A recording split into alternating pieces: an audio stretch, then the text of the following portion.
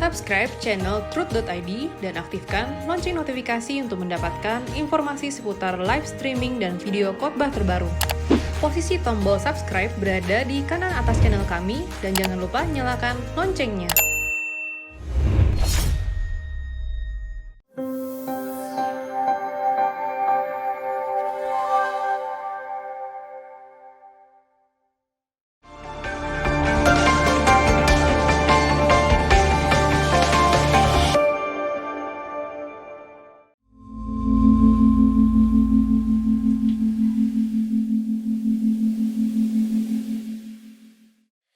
Shalom, saya Rita Wahyu, berjumpa kembali dalam Ekumene Bible Course Online Biblical Hebrew Study. Dan kali ini kita masuk pada level A, unit ketiga. Kita masih belajar membaca aksara Ibrani, dan kali ini kita juga akan membahas apa itu matres leksionis dan hubungannya nanti dengan Nikud. Ya. Seperti biasa kita akan memulai dengan doa berkat Sidur Yahudi dan sembari kita juga praktis reading. Baruch et Adonai Hameforach. Baruch Adonai Hameforach leolam vaed. Baruch ata Adonai Eloheinu melek haolam asher bachar banu mikol ha'amin. Venatan lanu et Torato.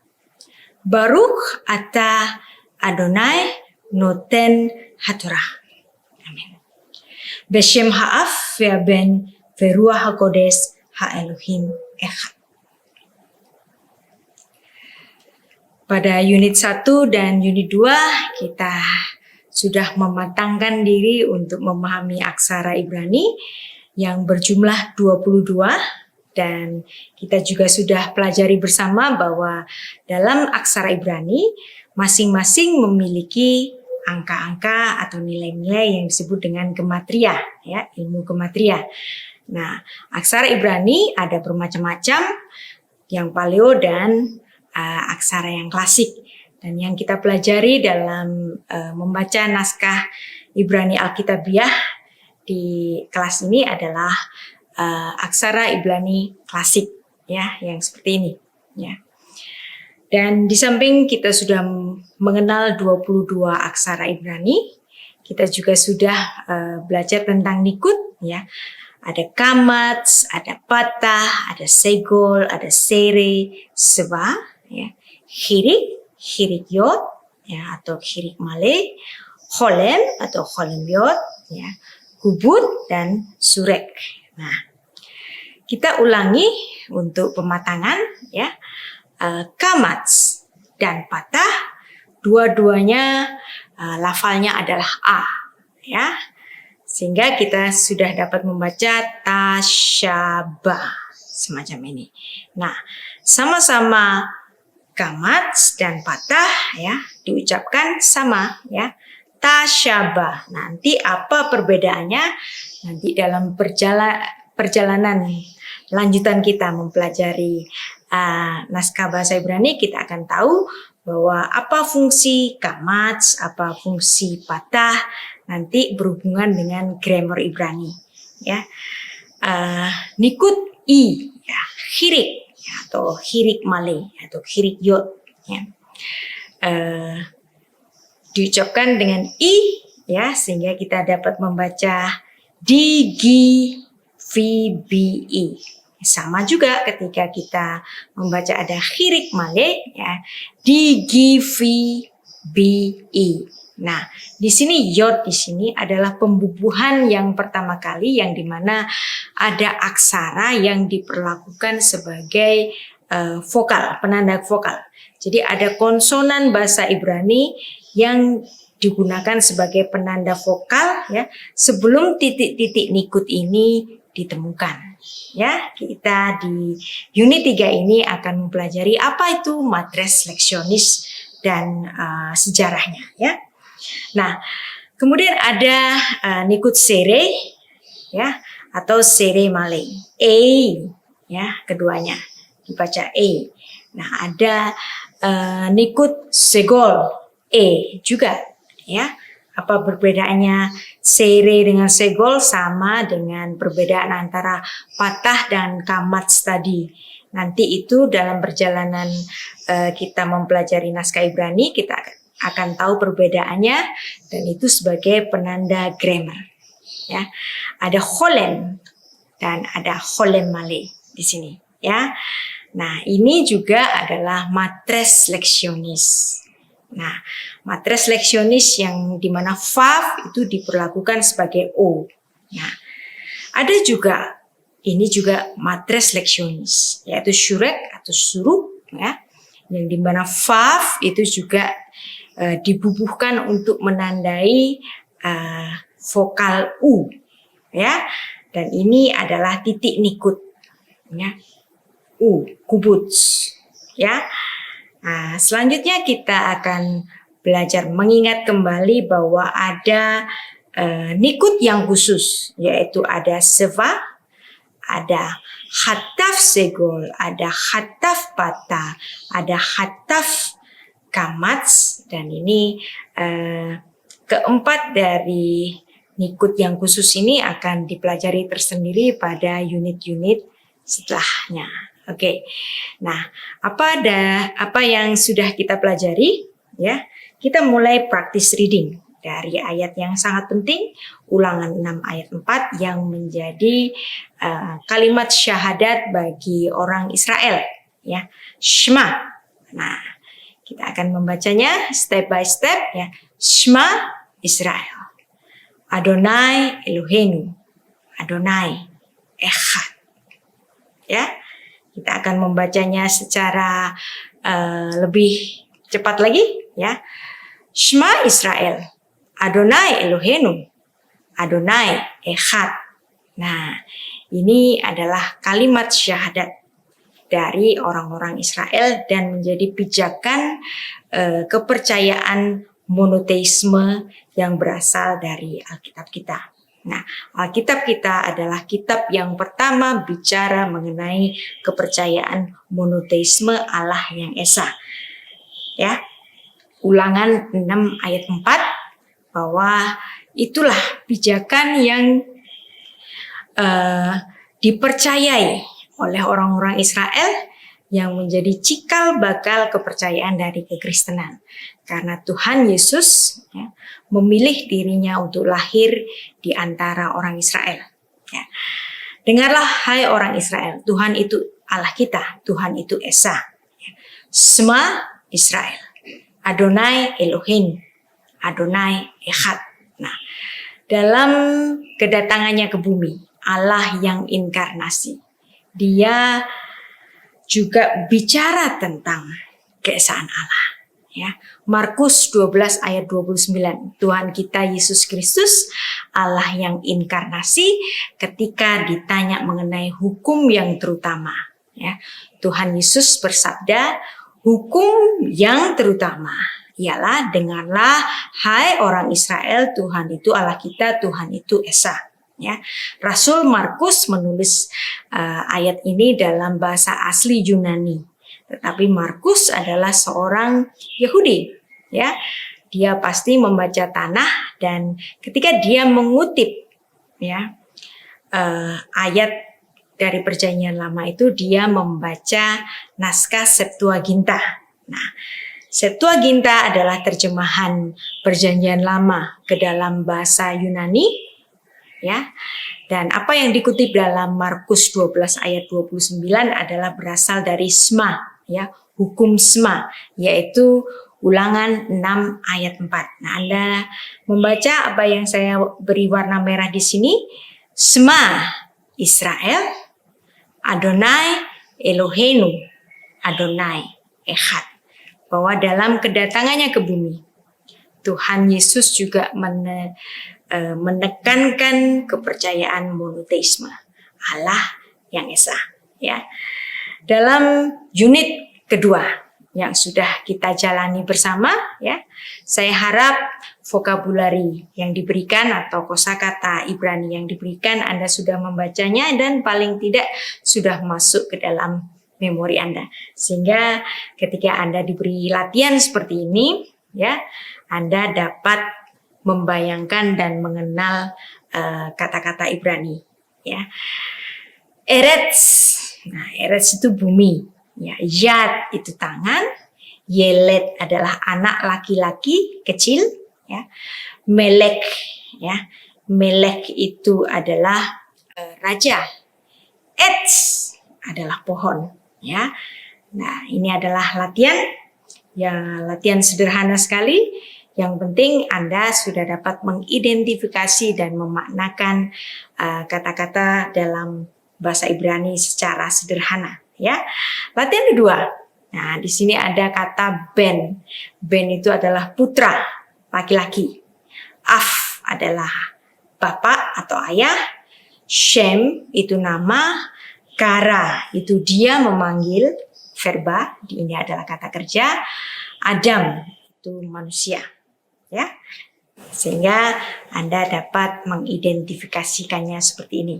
Nah, saya ajak Anda untuk kembali praktis reading apa yang sudah kita pelajari pada unit kedua sebelumnya, ya, tentang 6 ayat dari Alkitab kita pasal 1 Kitab Kejadian, ya.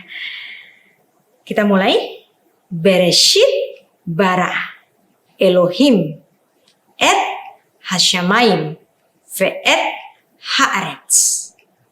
Ve haaretz hayeta tohu vavuhu. Ve choshech al penei tehom. Verua Elohim merachevet al penei hamayim. Vayomer Elohim Yehi or Fayehi or. Ya, jadi Anda ikuti saya membacanya, ya. Kita lanjut pada ayat yang keempat. Fayar Elohim et haor kitov fayavdel Elohim ben haor uven hachoshech. Fayikra Elohim laor yom velachoshech kara laila. Fayehi eref Fayehi boker yom echad. Ya, kita dapat membaca ini secara lancar karena kita sudah dibantu oleh Baalai Hammasorah, yang dimana Aaron ben Nasher, Rabbi Aaron ben Nasher membubuhkan titik-titik nikut ini sehingga kita dapat membacanya secara benar. Ya, tetapi sebelum Aaron ben Asher membubuhkan titik-titik nikut pada naskah suci kita, ya, sudah dikenal dengan apa yang dinamakan matres leksionis, yang dimana ada konsonan-konsonan tertentu yang dipergunakan atau diperlakukan sebagai penanda vokal. Nah, konsonan-konsonan itu adalah alef, kemudian he, kemudian vav, kemudian yod. Ya. Jadi pada awalnya naskah suci kita itu hanya berisi konsonan-konsonan. Tidak ada penanda vokalnya. Nah, tapi kenapa orang Israel bisa membacanya? Ya, karena itu bahasa mereka dan mereka bisa memahami konsonan-konsonan, gugusan-gugusannya itu berdasarkan vocab-vocab yang sudah mereka kuasai sehingga mereka dapat membacanya, ya. Jadi Anda bayangkan pada zaman dahulu, ya, hanya ada konsonan-konsonan. Jadi seperti orang Indonesia kalau lagi kirim SMS, ya, kepada, nah itu hanya ditulis KPD, ya. Nah, Bapak ditulis BPK. Nah, KPD BPK. Nah, bagi orang Indonesia itu mudah sekali untuk membacanya. Kita dapat membayangkan bahwa itu kepada Bapak. Ya, KPD BPK. Nah, tapi kalau misalnya orang asing membaca KPD BPK, mereka tidak dapat membayangkan apa ini artinya, ya. Demikian juga yang dipahami oleh orang-orang Israel, ya. Seandainya mereka, misalnya di sini, Anda lihat di sini, ya, Shin Mem Resh di sini, ya. Ini adalah stage pertama, yang dimana pada abad ke-10 sebelum Masehi, ya, itu masih belum dikenal adanya pembubuhan vokal, ya. Jadi semuanya hanya konsonan-konsonan seperti ini. Shin Mem Resh. Nah, bagi orang asing ini akan sulit. Apakah ini bisa dibaca syamar, syumur, shimir, shimer, susah, ya. Walaupun orang Israel tahu cara membacanya, syamar, ya. Nah, tapi tidak ada kejelasan.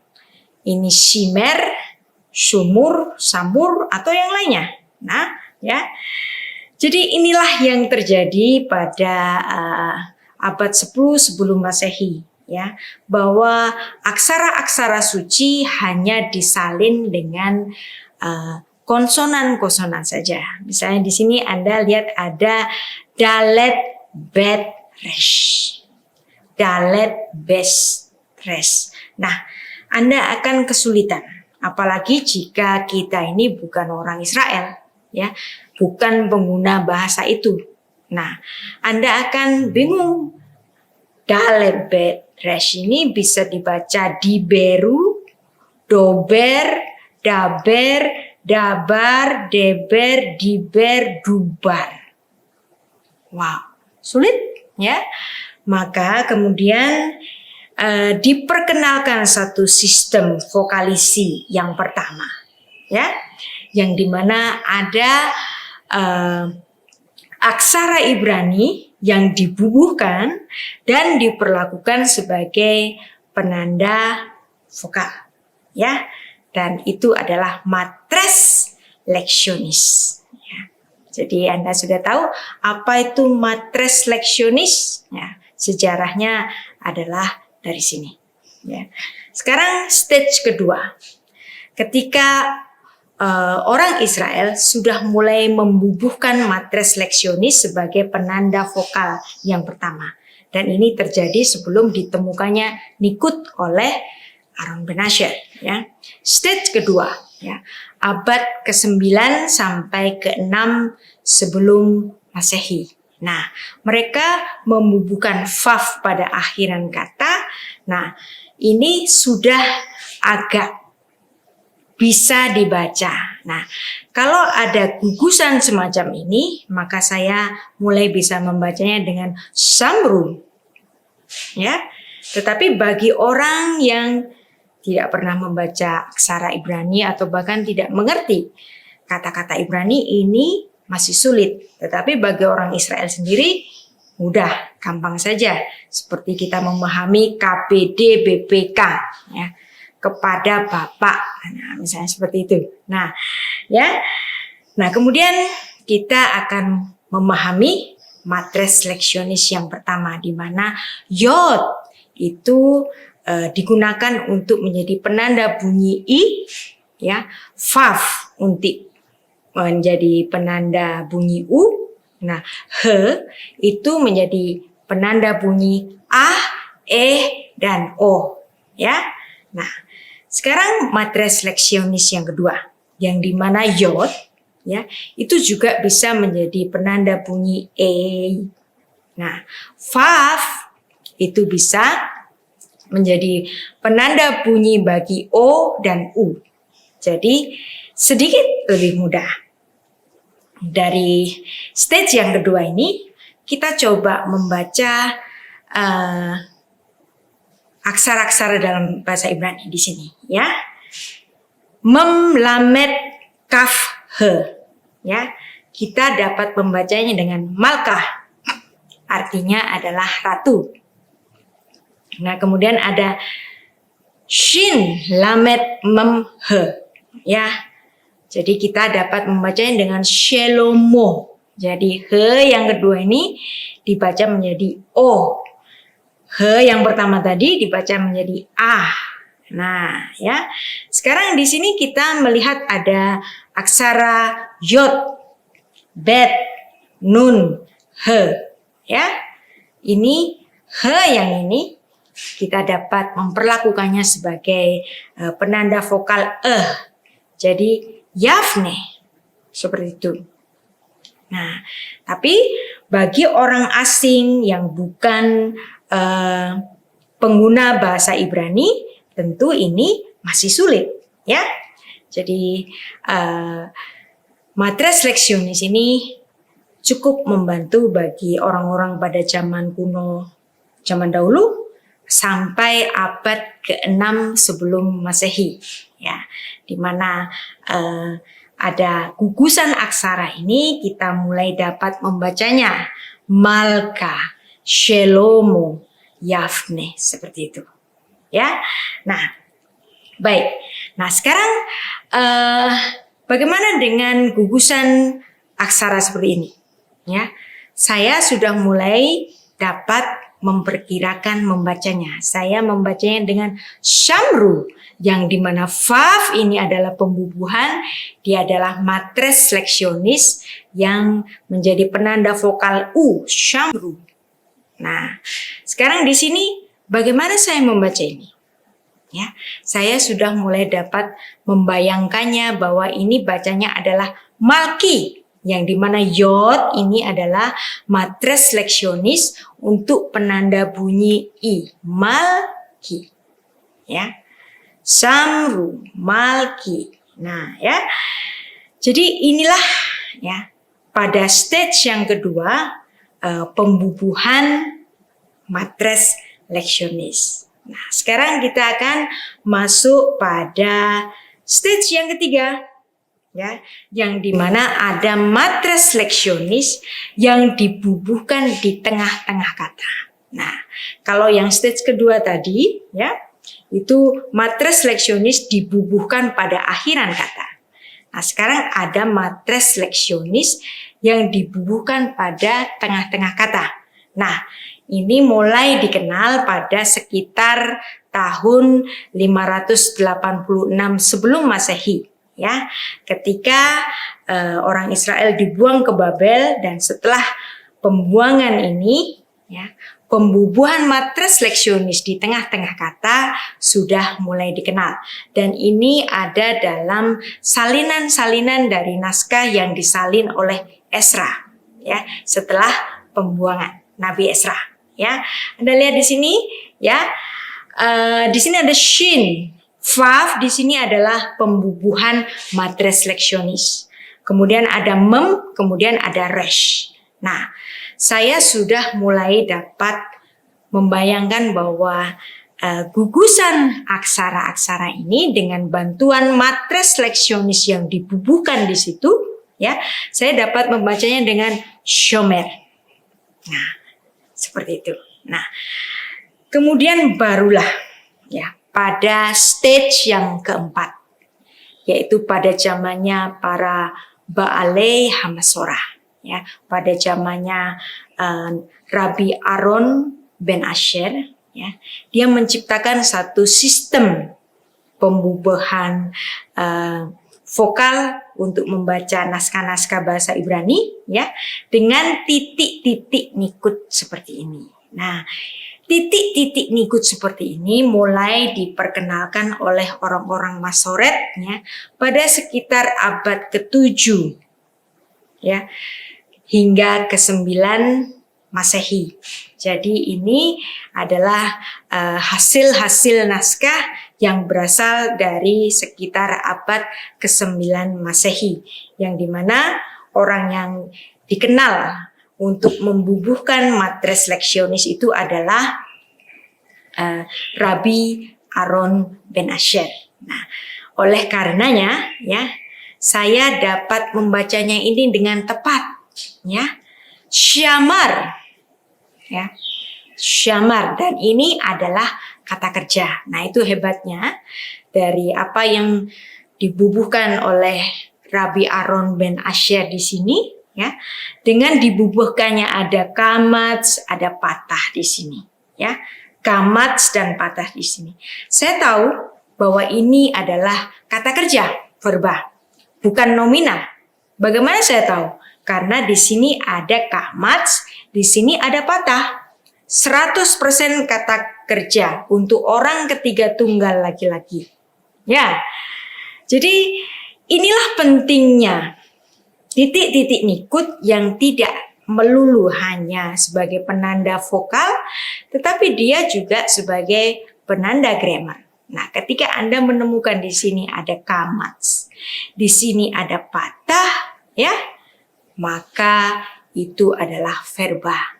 Dan kita akan mempelajarinya bersama-sama sedikit demi sedikit, step by step sampai Anda memahami bahwa ternyata titik-titik nikut bukan hanya penanda vokal, tetapi dia juga penanda grammar. Buktinya, saya tahu bahwa kata-kata ini adalah verba, bukan nomina. Bahkan saya dapat mengetahui tensesnya apa. Tensesnya adalah katal, perfect. Ya, subjeknya apa? Saya tahu juga. Orang ketiga tunggal laki-laki. Nah, bagaimana cara mengidentifikasikannya? Nah, nanti kalau kelas ini sudah masuk pada unit yang ke-20, kita akan bersama-sama mengetahuinya, identifikasi dari titik-titik nikut yang menjadi penanda dari grammar. Ya, nah kalau saya bisa mengidentifikasi bahwa ini adalah verba, ini tensesnya adalah perfect atau katal, ya. Ini subjeknya adalah orang ketiga tunggal laki-laki. Kalau saya bisa mengidentifikasi semacam itu, saya yakin Anda pun bisa. Ya, kalau sekarang saya mengerti itu karena saya belajar lebih dulu. Ya, jadi tetap semangat untuk belajar. Nah, baik. Nah, tadi kita sudah dapat mempelajari bahwa pembubuhan yod itu bisa bermakna penanda vokal i, sehingga kata-kata ini saya dapat membacanya ya dengan matres leksionis yang dibubuhkan. Ir, ish, ek. Ya. Dari situ. Nah, ini adalah pembubuhan titik nikutnya. Ini pembubuhan yang pertama yaitu matres leksionis yang pada zaman dahulu abad 10 sebelum Masehi ini belum dikenal. Ya, setelah pembuangan di Babel ini sudah mulai dikenal. Nah, setelah zamannya para Ba'alei Masorah, ya, para ahli Masorah, nah ada pembubuhan titik nikut. Lebih jelas lagi, nah saya nggak akan bakal salah untuk membacanya, ya, ir, ish, ek, semacam ini. Ya, mudah. Nah, saya harap Anda dapat menerima semua yang diinformasikan di sini sebagai kemudahan-kemudahan. Ya, tidak ada yang sulit apabila kita mau untuk belajar. Nah, seperti ini juga. Ya, ada pembubuhan matres leksionis faf. Ya, nah matres leksionis faf ini bisa dibaca o, bisa dibaca u.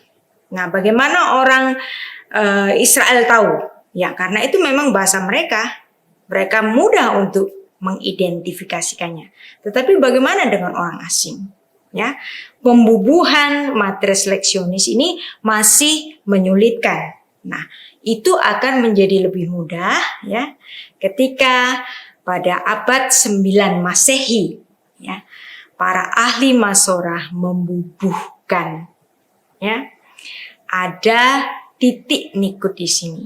Nah, maka saya dapat membacanya dengan tepat ya or ya yang di bawah ini adalah kum ya bangkit. Nah, kemudian yang di sini adalah tof. Ya, tof. Anda ingat kata dalam bahasa Inggris top. Ya, tof baik, top. Ya, baik juga. Jadi ada banyak sekali bahasa-bahasa di dunia ini ya yang sebenarnya berasal dari bahasa Ibrani yang adalah Edenic language. Ya. Baik. Pada unit kedua kita sudah belajar untuk praktis reading ya. Saya ajak Anda untuk praktis reading kembali ya. Vayomer Elohim Yehi or Vayehi or. Ya, praktis reading. Kita lanjutkan pada ayat setelahnya ya. Vayar Elohim et haor kitov vayavdel Elohim ben haor uven hachoshek. Praktis reading ya. Ikuti saya pelan-pelan. Sekarang ayat yang kelima. Vayikra Elohim laor yom velachoshek kara laila. Vayehi eref vayehi boker yom echad. Ya. Jadi Anda lihat di sini ada titik-titik nikut yang dimana kita semua dapat membacanya secara akurat sesuai titik-titik nikut yang dibubuhkan oleh para ahli masorah. Ya, para ahli masorah itu mereka hidup pada antara abad ke-7 sampai abad yang ke-9 yang dimana mereka adalah segolongan orang-orang yang disiplin ya, mewarisi tradisi lisan dari nenek moyang mereka ya, yang dimana nenek moyang mereka itu mendidik mereka untuk menyalin naskah-naskah suci. Dan ketika mereka menyalin naskah-naskah suci, mereka tidak hanya menyalinya, tetapi setiap kali menyalin naskah suci, mereka harus mengucapkannya dengan lantang setiap salinan kata yang mereka baca. Dan para ahli masorah ini ya, yaitu Shelomo ben Buya dan kemudian Aaron ben Asher, mereka memiliki kekhawatiran ya, bahwa generasi setelah mereka bisa-bisa kendor, tidak sedisiplin mereka yang mewarisi tradisi lisan turun-temurun dari nenek moyang mereka. Maka diciptakanlah titik-titik nikut ya, agar pembacaan naskah suci itu tidak bergeser dan tetap dibaca secara benar ya. Sebenarnya ya, pada Masoretic text itu ada dua macam pembubuhan titik-titik nikut, yaitu yang pertama adalah Aaron ben Asher yang kita pakai sampai sekarang ini. Sebenarnya waktu itu juga ada Moshe ben Naftali yang juga membubuhkan titik-titik nikut. Tapi kemungkinan ya, apa yang dibubuhkan titik-titik nikut oleh Rabbi Moshe ben Naftali ini tidak seakurat atau tidak sesempurna dari salinan titik-titik nikut yang diberikan oleh Aaron ben Asher. Sehingga warisan naskah-naskah dari Baalei Masorah yang kita terima sebagai pusaka saat ini itu adalah titik-titik nikut yang dikopi oleh dibubuhkan oleh Rabbi Aaron ben Asher. Nah, dan itu adalah hasil satu penerimaan tradisi yang secara ketat turun-temurun diterima oleh orang-orang Yahudi ya, setelah hancurnya Bait Allah dan mereka mulai berdiaspora ke seluruh bumi, dan masih ada orang-orang yang masih setia untuk meneruskan tradisi-tradisi lisan, bagaimana cara membaca naskah suci bahasa Ibrani dengan baik, dan kemudian mereka merekamnya dengan titik-titik nikut semacam ini ya. Nah, adakah sumber primernya? Adakah sumber historisnya? Nah, saya mengatakan ada naskah yang disalin oleh orang-orang Masorah ya, para ahli Masorah. Tapi mana buktinya ya? Kita memiliki dua bukti yang utama ya, yang menjadi pusaka bagi kita.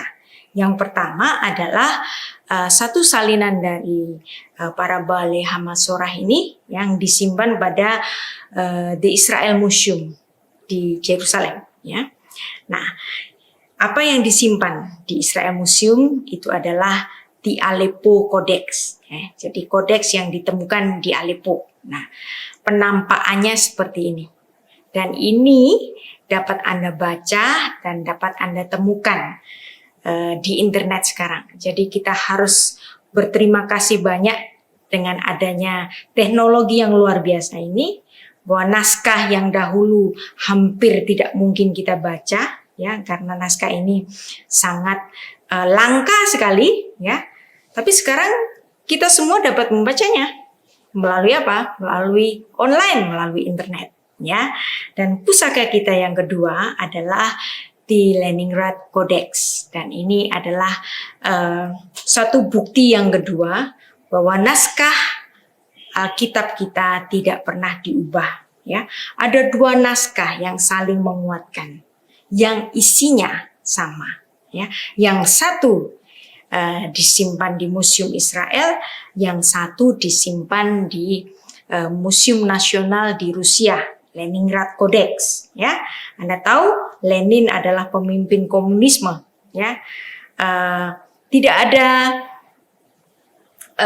kepentingannya dia untuk mengubah-ubah naskah kitab suci ini, ya. Dan kita dapat membuktikan isi yang ada di Leningrad Codex maupun isi yang di Aleppo Codex adalah sama.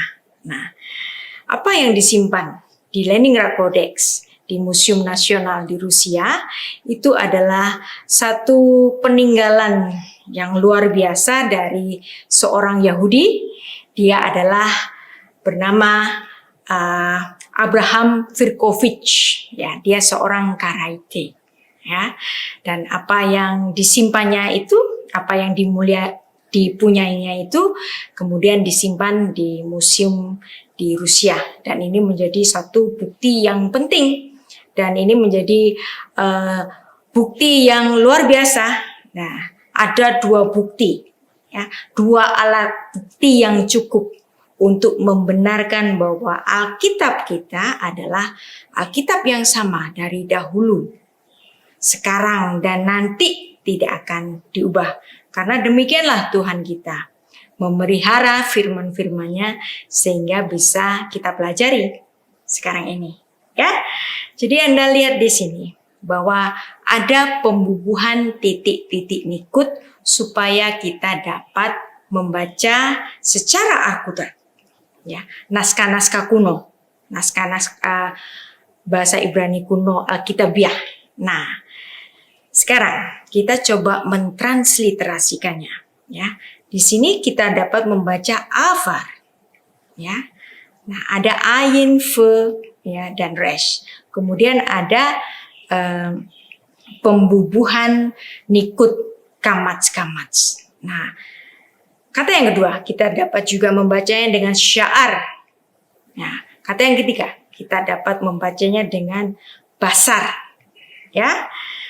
Nah, bagaimana mentransliterasikannya, ya? Kadang Anda dituntut untuk mentransliterasikan sesuatu.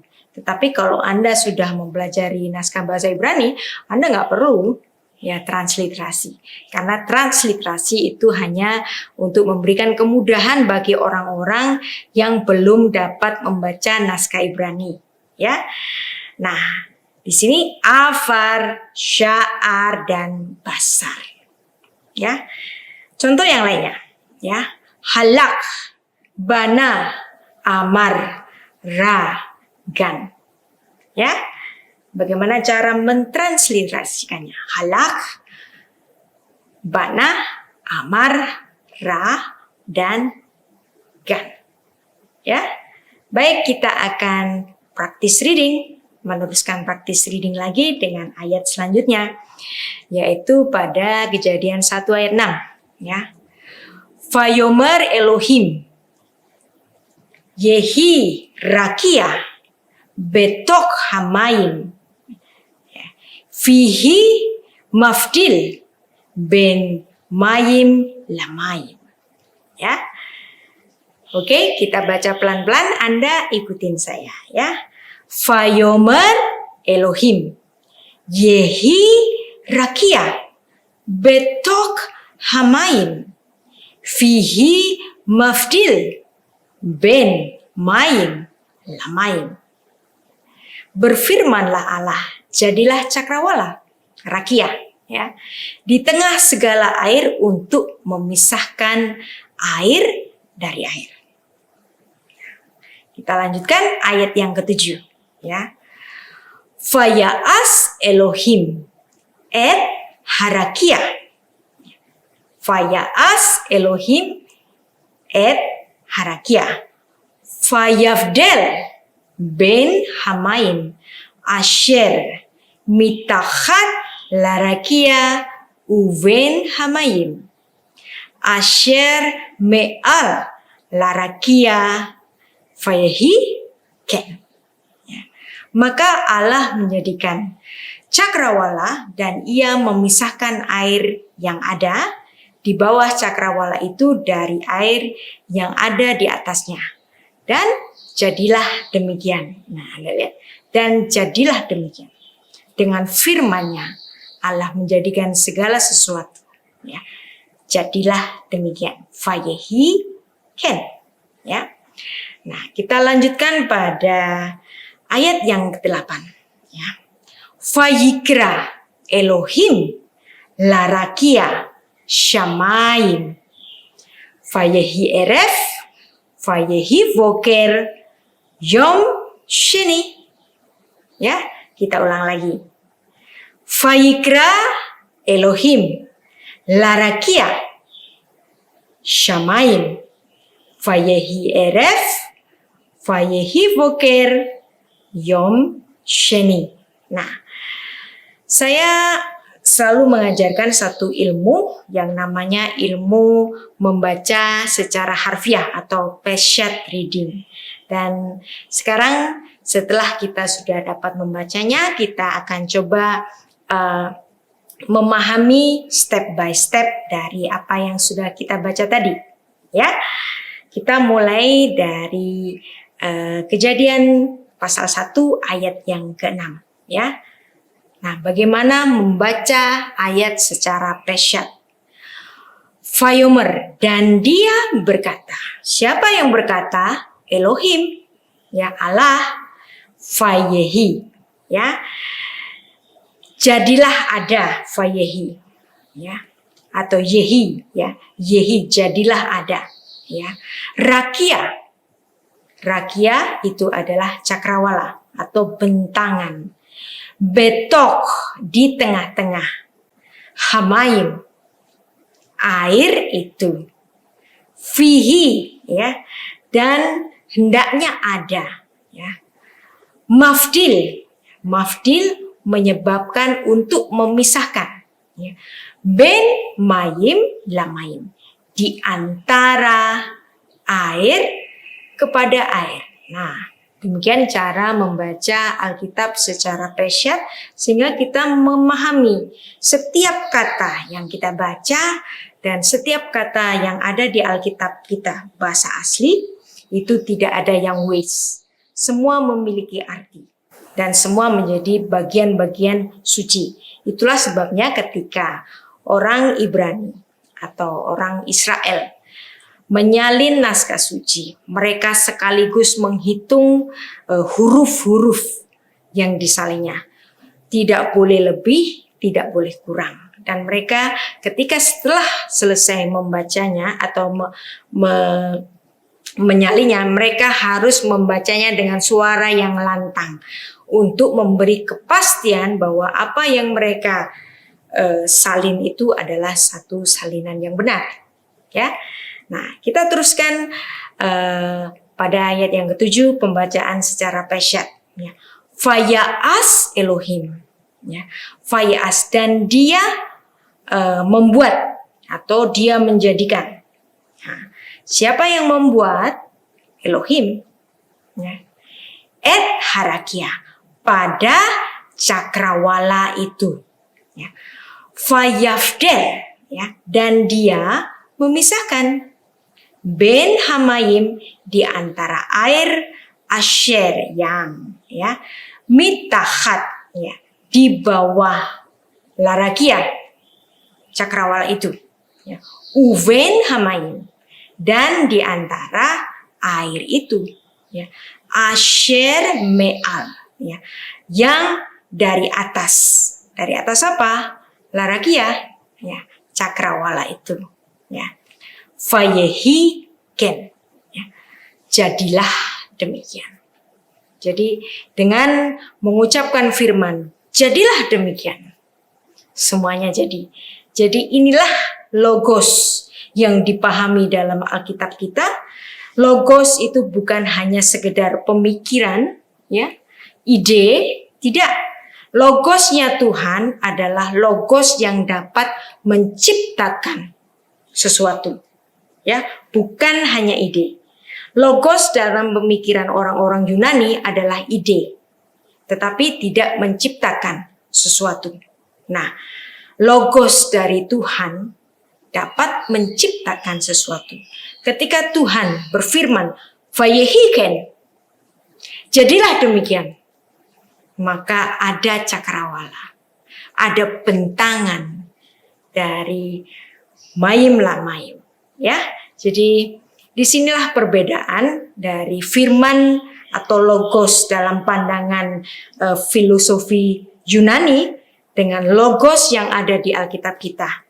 Ya, logos yang ada di Alkitab kita adalah logos yang berkuasa untuk menciptakan. Firman Allah berkuasa untuk menciptakan.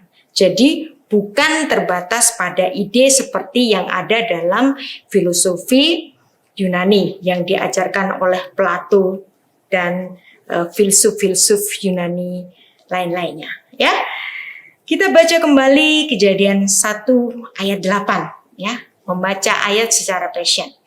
Vayikra Elohim.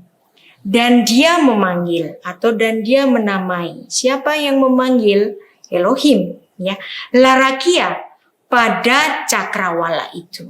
Nah, cakrawala itu disebut Shamayim. Nah, Shamayim dalam bahasa Ibrani itu bisa dalam artian langit, bisa dalam artian surga tempat Allah bertahta. Jadi, apakah Shamayim ini berarti surga?